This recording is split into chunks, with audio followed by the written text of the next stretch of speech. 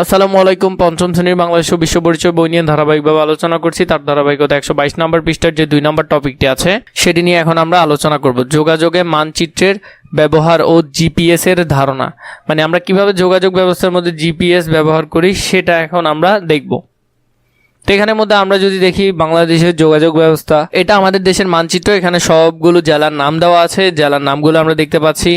নদীপথ, জাতীয় সড়ক, আঞ্চলিক, যদিও এটা অনেকটা ঝাপসা এসেছে কিন্তু তাও মোটামুটি বোঝা যাচ্ছে। তো এখান থেকে আমরা এগুলো একটু মোটামুটি দেখব। প্রথমে পূর্বের পৃষ্ঠায় মানচিত্র পর্যবেক্ষণ করে নিচের প্রশ্নগুলোর উত্তর লিখি। 1. কোন কোন পথ ব্যবহার করে ঢাকা থেকে কক্সবাজার যাওয়া যায়? তো ঢাকা থেকে তুমি যদি কক্সবাজার যেতে চাও, তুমি চাইলে বিমান ব্যবহার করতে পারো, রেলপথ ব্যবহার করতে পারো, আকাশপথ ব্যবহার করতে পারো, রেলপথ ব্যবহার করতে পারো, এরপরে সড়ক পথ ব্যবহার করতে পারো। 1 নম্বরে আমরা লিখতে পারি কোন কোন পথ ব্যবহার করে ঢাকা থেকে কক্সবাজার যাওয়া যায়।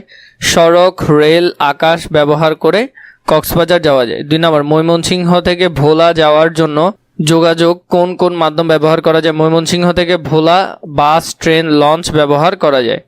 এরপর 3 নম্বর, যোগাযোগের কোন কোন মাধ্যম ব্যবহার করে যশোর থেকে ঢাকায় যাওয়া যায়? বাস, ট্রেন, বিমান ব্যবহার করে যশোর থেকে ঢাকায় যাওয়া যায়। 4 নম্বর, কোন কোন পথে সিলেট হতে চট্টগ্রাম যাওয়া যায়? সড়ক, রেল, আকাশ পথে সিলেট হতে চট্টগ্রাম যাওয়া যায়। এভাবে করে তোমরা এখানে লিখতে পারবে। পর্যবেক্ষণে আরো কিছু ইনফরমেশন দেওয়া আছে, এগুলো চাইলে দেখে নিতে পারো। পরবর্তীতে আমরা এখান থেকে চাইলে গুগল ম্যাপে যেতে পারি। ঢাকা থেকে চট্টগ্রাম কতক্ষণ লাগবে জিপিএস ব্যবহার করে? আমি এখান থেকে চট্টগ্রাম দিলাম, এখান থেকে ঢাকা দিলাম। আমি এখান থেকে আসতে কতক্ষণ লাগবে? পায়ে হেঁটে গেলে কতক্ষণ লাগবে? ট্রেনে হলে কতক্ষণ লাগবে? কারে হলে কতক্ষণ লাগবে? প্লেনে হলে কতক্ষণ লাগবে? সেটা আমাকে এখানে দেখাচ্ছে। খতে বলেছে উপরের ছবিটি পর্যবেক্ষণ করে নিচের প্রশ্নগুলো উত্তর লিখি।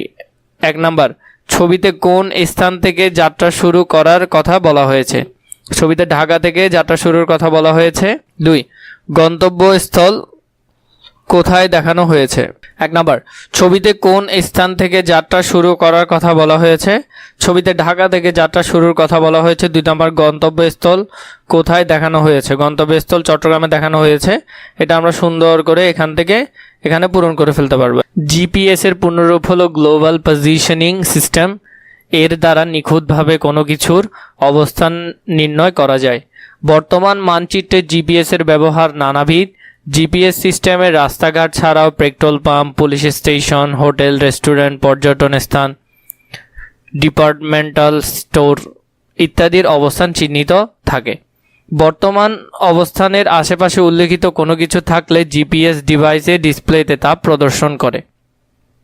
গাড়ি, জাহাজ, প্লেন ছাড়াও বড় বড় শহরের ট্রাফিক নিয়ন্ত্রণে এই সিস্টেম ব্যবহার করা হয়।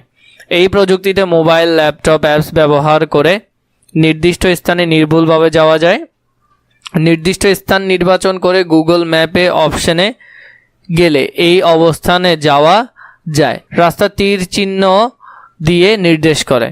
তীর চিহ্ন বরাবর রাস্তা দিয়ে এগিয়ে গেলে প্রত্যাশিত স্থানে পৌঁছা যায়। হেঁটে, গাড়িতে, বাসে, মোটর সাইকেলে এক স্থান থেকে অন্য স্থানে যেতে সম্ভাব্য কত সময় লাগবে জিপিএস সিস্টেমে তাও জানা যায়।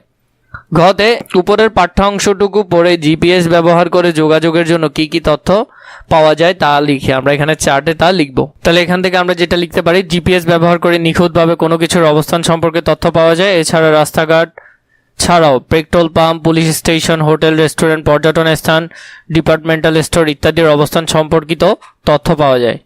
হেঁটে, গাড়িতে, বাসে, মোটর সাইকেলে এক স্থান থেকে অন্য স্থানে যেতে সম্ভাব্য কত সময় লাগবে জিপিএস ব্যবহার করে সেই তথ্যও জানা যায়। এছাড়া জিপিএস ব্যবহারের মাধ্যমে শহরের ট্রাফিক সম্পর্কিত তথ্য পাওয়া যায়।